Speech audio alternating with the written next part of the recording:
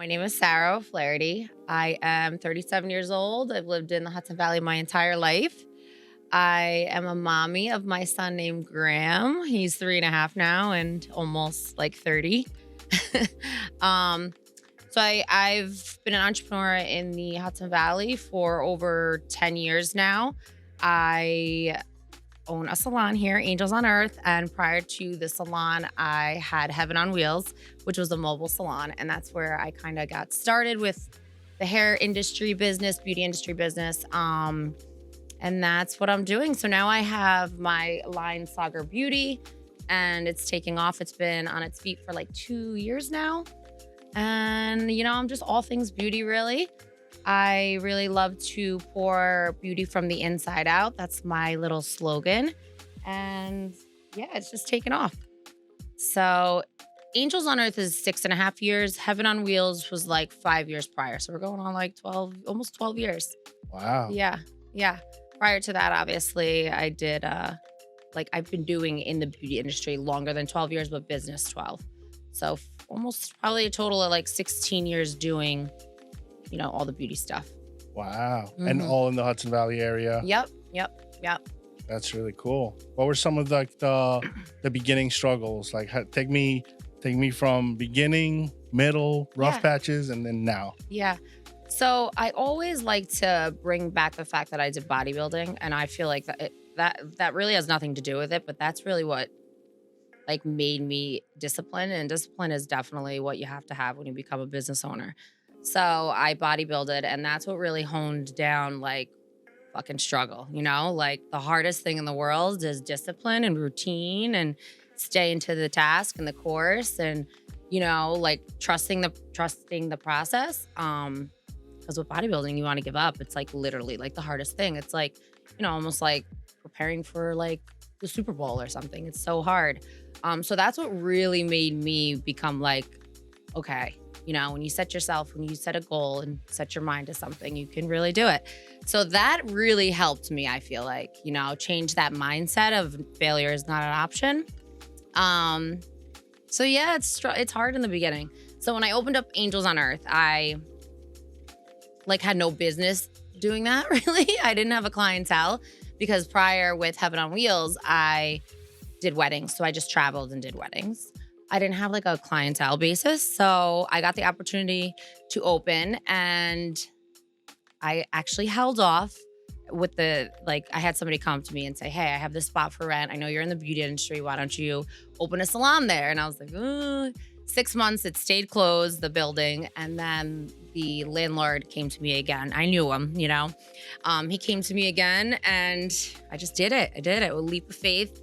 No clients, no employees, and just kind of jumped the gun. And it was definitely hard. And I think the hardest thing is that, especially for like, opening up like a storefront, you got to be there, you have to stay regardless whether clients are coming or the phone rings or not. And I think that's probably the hardest thing, because if, you become your own boss, like I don't have anybody to tell me what to do. I could have easily just closed when I didn't have clients. And I see that happening a lot with places that are like just closed, like during business hours. So it's really just staying disciplined to your goals and what you want to do. You know what I mean? And just not giving up. So I just reached out to people. I would like forward them stuff, whether it was sharing stuff on Instagram with people and DMing them, giving them 10% off or $10 off or whatever it was, inviting people in for free and doing their makeup because that cost nothing. You know what I mean? There was no cost really in that. It was just my time.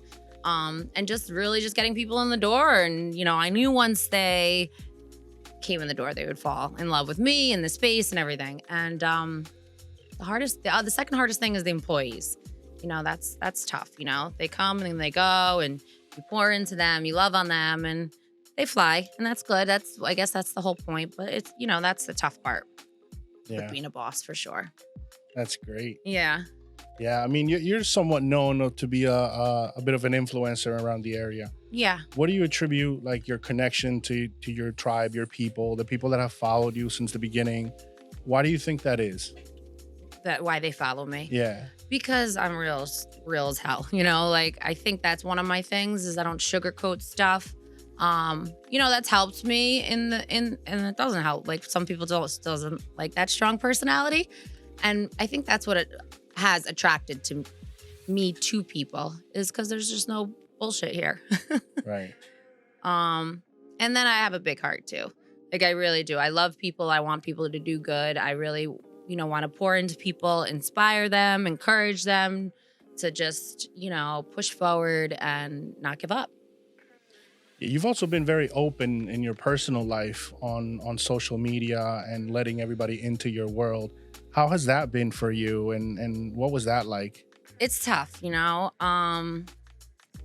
that part definitely has been tough. And it went back to like the bodybuilding days. That's what really started to put myself out there, like physically put myself out there as far as, because you're proud of what you're doing and you just want to share and push people again to show them that like, no matter what you do, you reach for the stars kind of thing. My mom started her first personal training business probably like 20 years ago now. And her motto was reach for the stars. So that was like always my thing, putting myself out there as far as, I put it out there in every way, business and personal.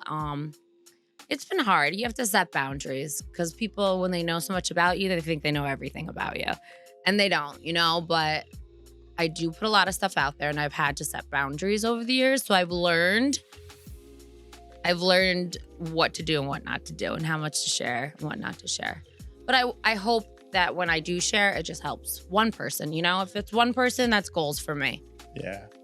That's awesome. Yeah. Yeah, I'm sure you've probably gotten a lot of haters too. Oh yeah. Yeah, let's say something to them. How's that been? Listen, I always say when somebody's hating on you, you're doing something right. And that's the facts. And I tell people every day, listen, you're going to have that. You're going to have people hating on you, especially when you're putting yourself out there. It's been hard. And the hardest part about it is to just try to not care. You know what I mean? You're doing something right when you got haters, for sure. Yeah. Yeah. And the haters are motivating. For me, that's motivating as fuck. Yeah. I get motivated by that stuff.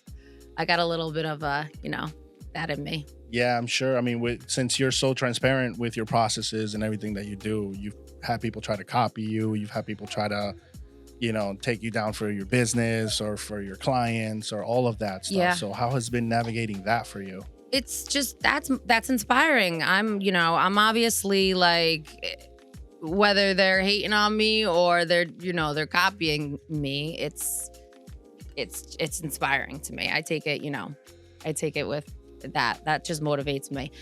That's what I'm here to do. You know what I mean? Help people be better, whether they're haters or not. What would you say is like your mission? Literally beauty from the inside out. So like if people can just be better inside, beauty will pour into people's everyday life. And it doesn't have to be beauty, like physical beauty, like products and this and that. I mean, beauty within you, and make people just feel better. The world will just be a better place. Like that's really what I'm here to do, So what are some of the other, like, I'm sure it wasn't easy, right? Can you think of, probably your biggest struggle when it came to business in all this time that you've been in business? What was one of the toughest times? People want to hear, what was one of the hardest times you went through and what did you do about it? How did you get out? So it always falls back to your personal life, I think, So when I was going through my separation with Brendan, it was really hard to be the same person every day, all day, and not give up. You know what I mean? Like when I wanted to curl in a ball and just give up and then be a mom on top of it. That was super hard. As far as just in the business, it's employees. It's so hard being the boss. It's so hard to be the one working behind the chair and then manage and just, do everything. That's the hardest part is what do I do? And like, because when you're a business owner and then you're working behind the chair, it's like, how do you do both? So it's finding that balance in, because I'm great at both of them. You know what I mean? And it's just finding that balance on kind of taking a step back because I know like the money drives, like the money I bring in is like that's what drives me. But if I can take a step back sometimes behind the chair and just be a boss and be able to just work the room almost, you know what I mean? So it's just finding that balance is really tough for me, you know, because I am so good with my hands and what I do. And it's really hard to train people and then they go off and leave, you know what I mean? And be like, duplicate me. So that's the biggest struggle. Yeah. Yeah, that's because it hurts because I take it personal too, you know? So it's a battle. Yeah. And the way you navigate that, how do you get over that? How do you overcome that? It's funny. My mom asked me that question because as much as I wear my heart on my sleeve, I'm like, okay, go. I'm like, got to keep it moving. You know, there's no time for downtime. You just keep it moving. That's it. And it was harder then, you know, like 6.5 years ago. Now I'm just like, okay, let's go. Got to keep it moving. Like there's no way to just get ugly about it, or you just wish them well. And that's it. A little prayer and keep it moving. Nice. Yeah. What are some advice that you would give to some up and coming entrepreneurs in the area that may be looking at you and wanting to start their own thing? And, you know, what would you say to them? What would be your message to them?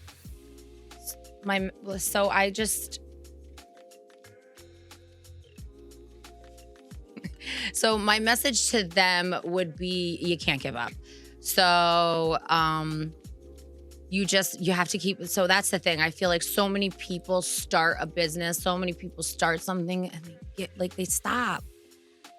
It's just such a weak mentality. And I feel like that's what society's turning into. And if I can give anybody advice is that you have to give it 3 to 5 years. You like, there's no like 1 year, 2 year. I don't even think it's 3 years. That's like not even, it's like 5 to 7 now. Like you have to really, and when I say 5 to 7, I mean like grinding, like not half-assing it, not like kind of doing it, like not 9 to 5. Like there's no fucking such thing. Like it's all day, all night. You know, the setting boundaries, you can do that in the beginning, but like, I don't even know. I don't even believe in doing that in the beginning. I guess for your sanity, I mean, I sure as hell did it, and that's what got me where I am. There's no boundaries. There's weekends. There is, you know, people calling me at all hours, DMing me on every platform, and you gotta just keep going, you know? And there's just no stopping. What is it about skin that makes you the pro? Well, I am I push all natural ingredients for sure. My mom has helped me learn, you know, ingredients in general.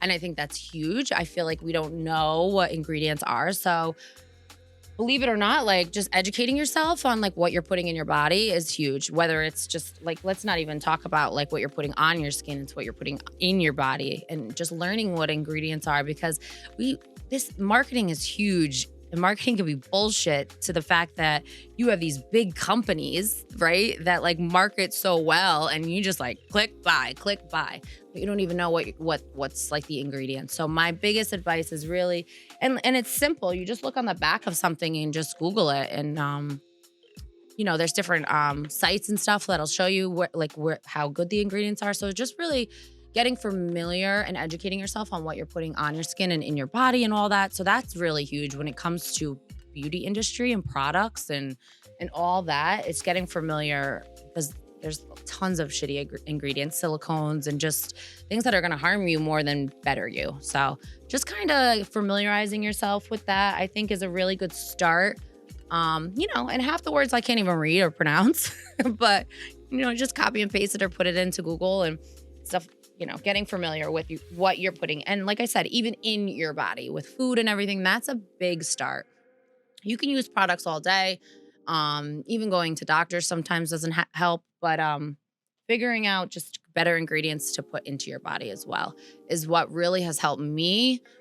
Like, because it dives deep, you know, even hair, skin, all that. It dives deep, and it all has to do with what you're putting in your body for sure.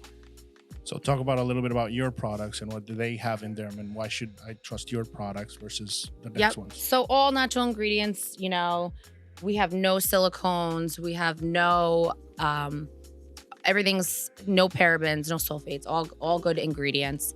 And sourced here from the Hudson Valley. So we make that, we know it, like we get everything tested. And cleansing with oil is like our biggest thing. So we cleanse with oil. We don't cleanse with soaps, or we're not stripping the skin. We're not imbalancing the skin. So when you're imbalancing the skin, that's where it gets screwed up from ingredients and everything that you're putting on. So this keeps your skin what it's supposed to be doing. And that's why it's the best. Cleansing with oil is a go-to. I've been doing it for literally like 15 years. I have not put a soap, a cleanser besides oil on my skin. So you've had some new products come out in your new line. Why don't you tell us a little bit about those? So I have lip kits, which are like a huge hit right now. I have 4 different kits, obviously. Yeah, 4 different kits, 4 different colors. And you're gonna get a liner in the kit and a lip gloss. And they're gonna have, first of all, they're super hydrating. So my biggest thing, I love lip gloss. I love the way it is on your lips. But my biggest thing all these years was the lip glosses were like tacky and sticky.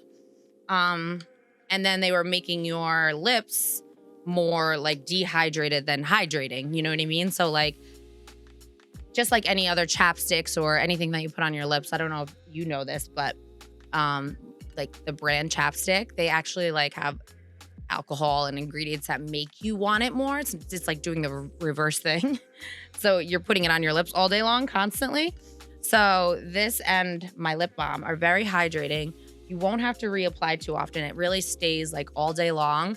And they're like a huge hit right now. So I'm super excited. I'm getting lots of good feedback. That's awesome. Yeah. We've seen the sales come up. Yeah, it's crazy. I'm pretty much almost all sold out. I got another huge shipment coming back in. And getting some good feedback. So yeah, I'm excited. Yeah, that's great. What are some of the other products in the pipeline for Sagra? What's coming up? So what's coming up? What's next, I don't know if I want to say it. But it's gonna have to do with a men's line, so that's all I'm gonna say. Men's line. Okay. Yeah, you men need to, take care of yourself, and I feel like nowadays, like men want to, they just don't know how, and they're getting sucked in by really good marketing, and they're putting shitty things on their skin, so because they don't really know, they're used to using like Irish. What is it called? Irish Spring soap. Yeah, like you guys don't give a shit. So terrible. The fact that you even put that on your body is even worse, but we're gonna save that for a different day. So that's it. I need to help you men too, for sure. So you mentioned that bodybuilding was a big part of your life and fitness. Why is that such a big driver for you? How has that impacted your life? Fitness, I've been going to the gym. I had a boyfriend. I remember he was a little older than me, and he drove, and he was going to the gym. And I was going to the gym like when I was 15 years old because he would drive. So it's been a huge part of my life I'm 37 now. So we do the math, like a long time. And it has impacted my life so much. Like, I'm so grateful that I made that decision when I was 15 years old to make it a part of my life, because it really does affect your daily life. Like, it really does.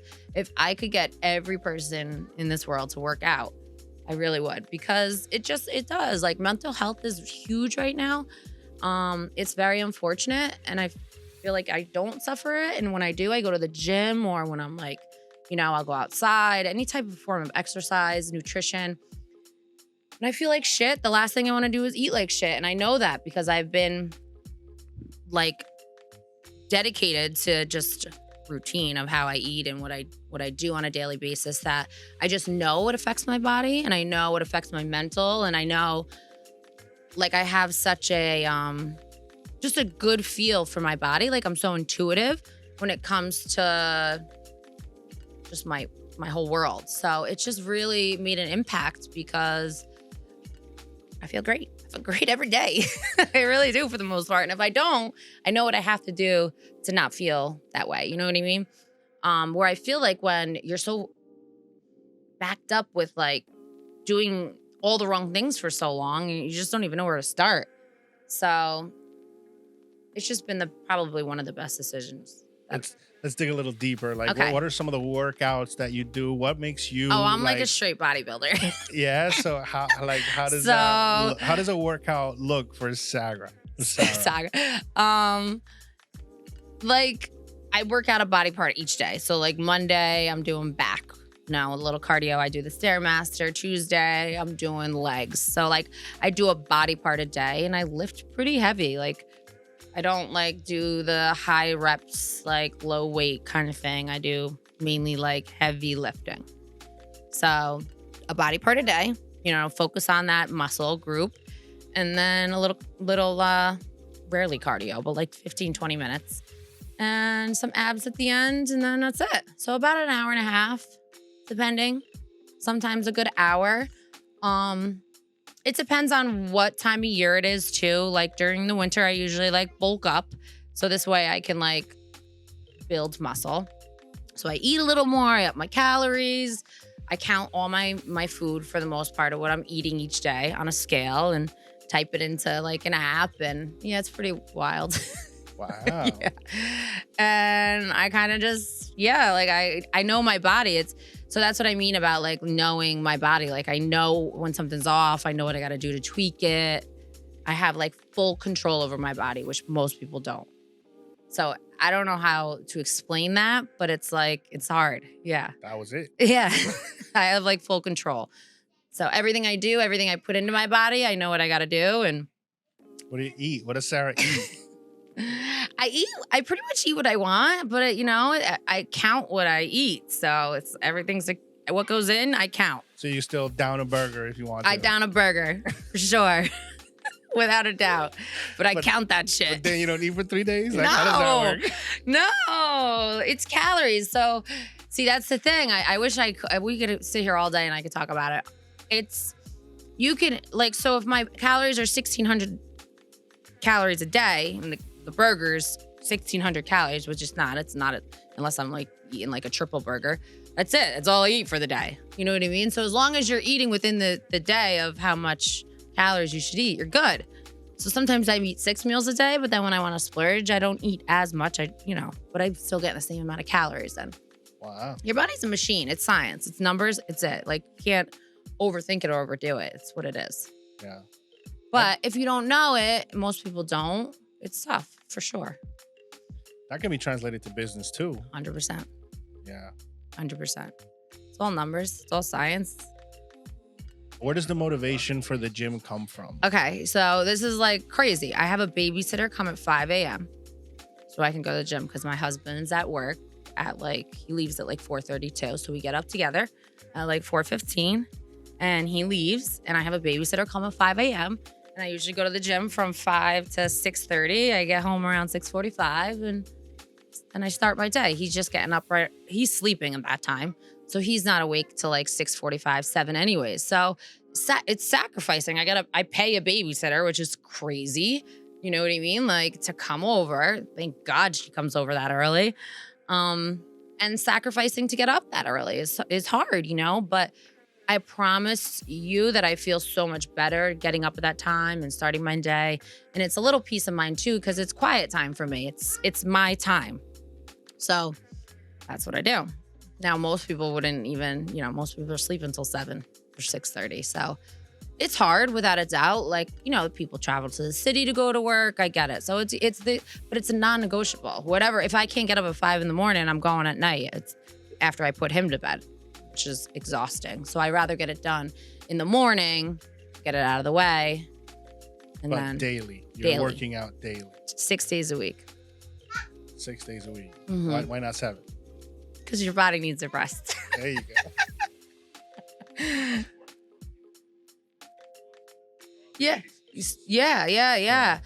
Listen, I mean, we can make excuses all day. I mean, it's just that's the biggest thing. It's like the victim shit. I don't do that here.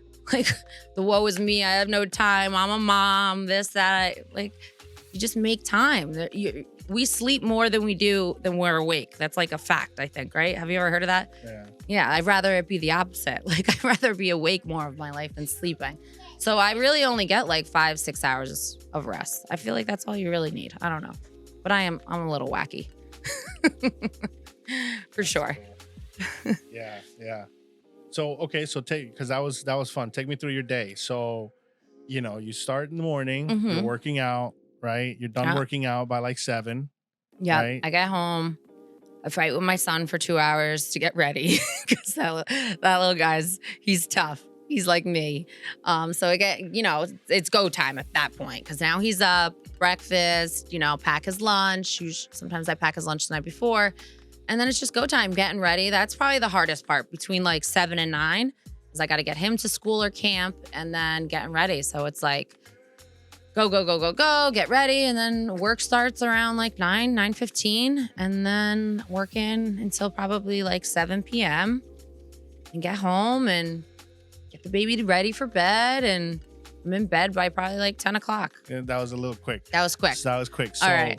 So you're at work at like 9. What does work look like? Okay. So work looks like, make sure everybody's doing what they're doing, checking off. Angels, right? At Angels. Yep. Angels on Earth. Salon. Yep. Checking emails, phone, voicemails, that whole thing. I have assistants, so they help me. So thank God for them. I couldn't live life without them.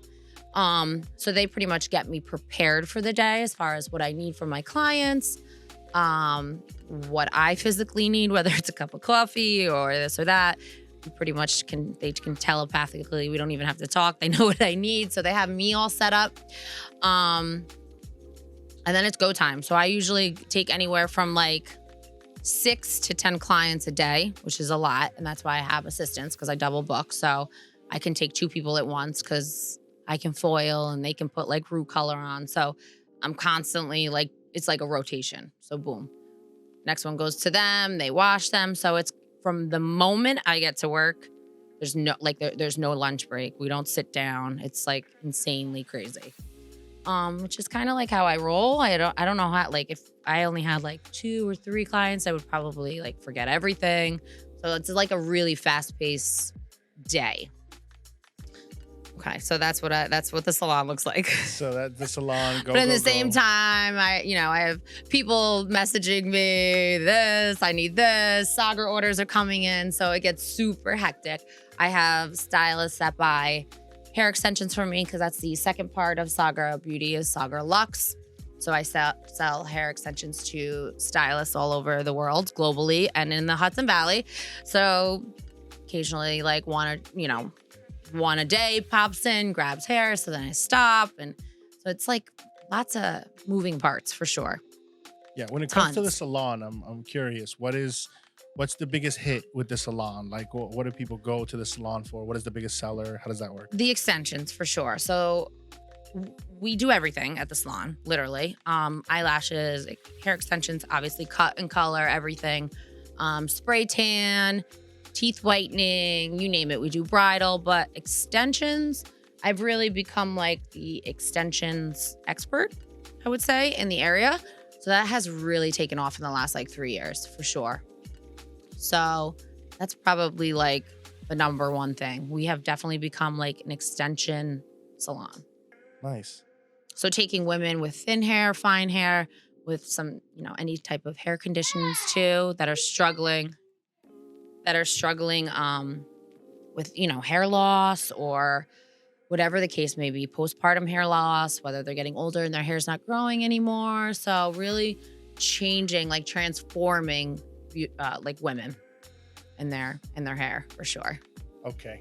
So that's Angels, right? So Angels is done by what time? There's no end time. Sometimes 10, but I physically am done by this past summer. I've been taking it easy on myself. I've been out of there by 6, 7, but normally 9, 10. Because I'm only there 3-4 days a week, so I like to take it as much as I can. Okay. And nighttime, what is Sarah doing? So nighttime, so I get home and then it's kind of go time again, getting Graham bathed. My husband is very hands-on too, so he's very helpful for sure. I don't come home to a messy house and a full sink of dishes. He's very helpful.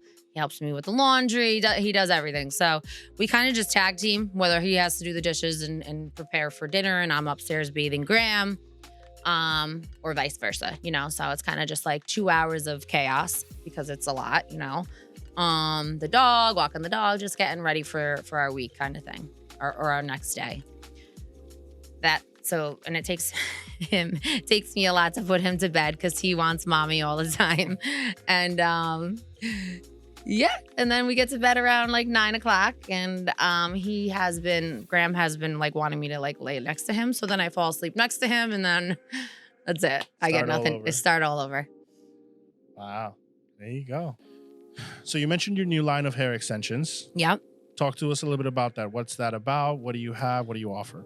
So I am a hand-tied extension specialist. I have been doing that I've been doing extensions like my whole career, but really started doing only extensions probably the last like 5 years.